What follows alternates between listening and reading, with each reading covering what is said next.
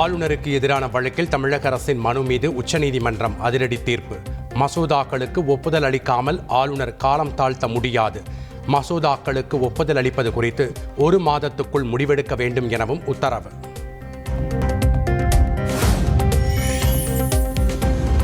பத்து மசோதாக்களை குடியரசுத் தலைவருக்கு அனுப்பி வைத்த தமிழக ஆளுநர் RN ரவியின் முடிவை ரத்து செய்தது உச்சநீதிமன்றம். 10 மசோதாக்களும் ஒப்புதல் அளிக்கப்பட்டதாக கொள்ளப்படும் என்றும் சிறப்பு அதிகாரத்தை பயன்படுத்தி அதிரடி தீர்ப்பு. மாநில அரசுடன் ஆளுநர் இணைந்து செயல்பட வேண்டுமே தவிர முட்டுக்கட்டை போடும் நபராக இருக்கக்கூடாது. பதவி பிரமாணத்தின்படியே ஆளுநர் செயல்பட வேண்டும் என்றும் உச்சநீதிமன்றம் உத்தரவு.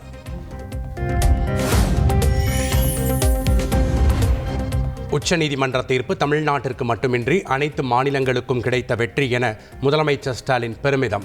மாநிலத்தில் சுயாட்சி, மத்தியில் கூட்டாட்சி என்பதை நிரூபிக்க நடத்தும் போராட்டத்தில் தமிழ்நாடு வெல்லும் என்றும் உறுதி.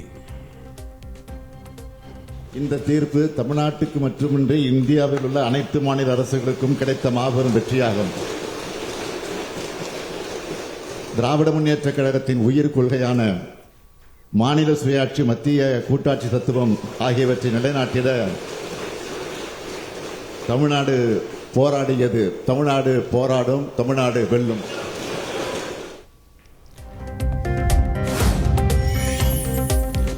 ஆளுநருக்கு எதிராக தமிழக அரசு தொடர்ந்த வழக்கில் உச்சநீதிமன்றம் வழங்கியுள்ள தீர்ப்பு ஜனநாயகத்திற்கு கிடைத்த வெற்றி. சட்டமன்ற அதிகாரங்களை ஆளுநர்கள் அபகரிக்கும் போக்கிற்கு எதிரான எச்சரிக்கை எனவும் கேரள முதல்வர் பினராயி விஜயன் கருத்து.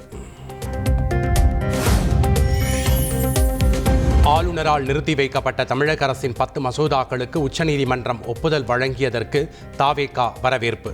மாநில உரிமைகள், மக்களாட்சி மற்றும் மக்கள் நலன்களை பாதுகாக்கும் இந்த தீர்ப்பை தமிழக வெற்றிக் கழகம் வரவேற்பதாக அறிக்கை.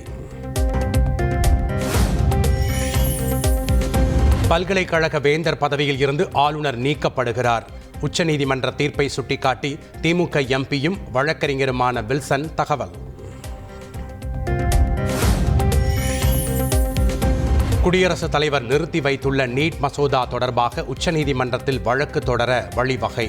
வழக்கு தொடர்வது குறித்து முதலமைச்சர் ஸ்டாலின் முடிவெடுப்பார் என்றும் திமுக எம்பி வில்சன் விளக்கம். 2026 தேர்தலிலும் யாருடனும் கூட்டணி இல்லை. நாம் தமிழர் கட்சி தலைமை ஒருங்கிணைப்பாளர் சீமான் திட்டவட்டம். கடந்த 4 நாட்களில் மட்டும் தங்கம் விலை 2680 ரூபாய் சரிவு. சில மாதங்களாக தாறுமாறாக உயர்ந்து வந்த நிலையில் 4 நாட்களாக இறங்கு முகம். தெற்கு வங்கக்கடலில் நிலவிய காற்றழுத்த தாழ்வு பகுதி ஆழ்ந்த காற்றழுத்த தாழ்வு பகுதியாக வலுப்பெற்றது. வடக்கு வடகிழக்கு திசையில் திரும்பி படிப்படியாக வலு குறையக்கூடும் என வானிலை மையம் தகவல். சமையல் எரிவாயு சிலிண்டர் விலை உயர்வுக்கு தாவேகா தலைவர் விஜய் கண்டனம். பொய் வாக்குறுதி அளித்து மக்களை ஏமாற்றுவதில் மத்திய பாஜக அரசும் திமுக அரசும் இரட்டை குழல் துப்பாக்கியாக செயல்படுவதாக கடும் விமர்சனம். சட்டப்பேரவையில் இருந்து அதிமுக உறுப்பினர்கள் வெளிநடப்பு. மக்கள் பிரச்சனைகளை பேச வாய்ப்பு வழங்கப்படுவதில்லை என குற்றச்சாட்டு. இன்னும் 9 மாதங்களுக்கு பிறகு திமுகவால் எதிர்க்கட்சியாக கூட வர முடியாது. சட்டப்பேரவையில் இருந்து வெளிநடப்பு செய்த பின்னர் செய்தியாளர் சந்திப்பில் எதிர்க்கட்சி தலைவர் EPS பேச்சு.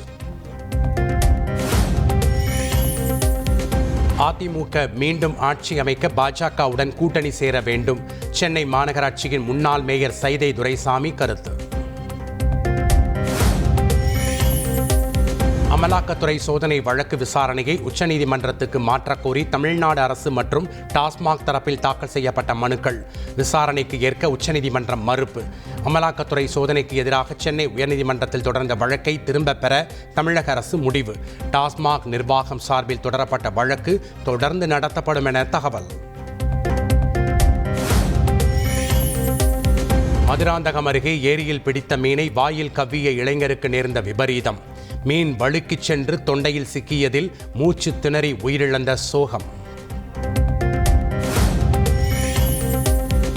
அமைச்சர் KN நேருவின் சகோதரர் ரவிச்சந்திரனை விசாரணைக்கு அழைத்துச் சென்ற அமலாக்கத்துறை அதிகாரிகள். நுங்கம்பாக்கத்தில் உள்ள அமலாக்கத்துறை அலுவலகத்தில் விசாரணை நடத்தப்பட்ட நிலையில் ரவிச்சந்திரனிடம் வீடியோ பதிவு வாக்குமூலம். அண்ணா பல்கலைக்கழக மாணவி பாலியல் வன்கொடுமை வழக்கில் இருந்து ஞானசேகரனை விடுவிக்க சென்னை உயர்நீதிமன்றம் மறுப்பு. அன்னை இல்லத்தை தனது சகோதரர் பிரபுவுக்கு தனது தந்தை உயில் எழுதி வைத்துள்ளதால் தனக்கு எந்த உரிமையும் இல்லை. ராம்குமார் தரப்பில் சென்னை உயர்நீதிமன்றத்தில் பிரமாண பத்திரம் தாக்கல். கோவை மாவட்டம் தொடியலூர் அருகே பூட்டிய வீட்டில் கேரளாவைச் சேர்ந்த 2 பேர் சடலமாக மீட்பு. மகேஷ் கழுத்தறுப்பட்ட நிலையிலும் ஜெயராஜ் தூக்கிட்ட நிலையிலும் சடலமாக கிடந்ததை அடுத்து போலீசார் விசாரணை. சென்னை காசிமேட்டில் ஜிம்மில் பயிற்சி செய்த 35 வயது இளைஞர் திடீர் உடல்நலக் குறைவால் உயிரிழப்பு. பயிற்சியாளர் பரிந்துரைத்த ஊசிதான் உயிரிழப்புக்கு காரணம் என உறவினர்கள் குற்றச்சாட்டு. சிங்கப்பூரில் ஆந்திர துணை முதல்வர் பவன் கல்யாண் மகன் மார்க் சங்கர் படிக்கும் பள்ளியில் தீ விபத்து.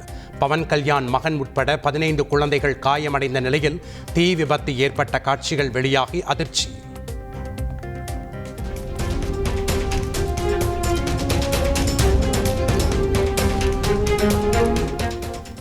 அனைத்து நிகழ்ச்சிகளையும் ரத்து செய்துவிட்டு சிங்கப்பூர் சென்றார் பவன் கல்யாண். IPL தொடரின் 21வது லீக் போட்டியில் லக்னோ அணி வெற்றி. பரபரப்பான ஆட்டத்தில் 4 ரன்கள் வித்தியாசத்தில் கொல்கத்தாவை வீழ்த்தியது. உலகிலேயே பெரும் கோடீஸ்வரர்கள் அதிகம் வசிக்கும் நகரங்களில் அமெரிக்காவின் நியூயார்க் முதலிடம். சுமார் 123 கோடீஸ்வரர்கள் வசிப்பதாக தகவல். 67 கோடீஸ்வரர்களுடன் மும்பைக்கு 6வது இடம். அஜித் நடித்துள்ள குட் பேட் அக்லி படத்திற்கு UA சான்றிதழ் வழங்கிய தணிக்கை குழு. படத்தில் அதிகப்படியான கெட்ட வார்த்தைகள் வரும் இடங்களை மியூட் செய்யவும் உத்தரவு. உலகிலேயே பெரும் கோடீஸ்வரர்கள் அதிகம் வசிக்கும் நகரங்களில் அமெரிக்காவின் நியூயார்க் முதலிடம். சுமார் 123 கோடீஸ்வரர்கள் வசிப்பதாக தகவல். 67 கோடீஸ்வரர்களுடன் மும்பைக்கு 6வது இடம்.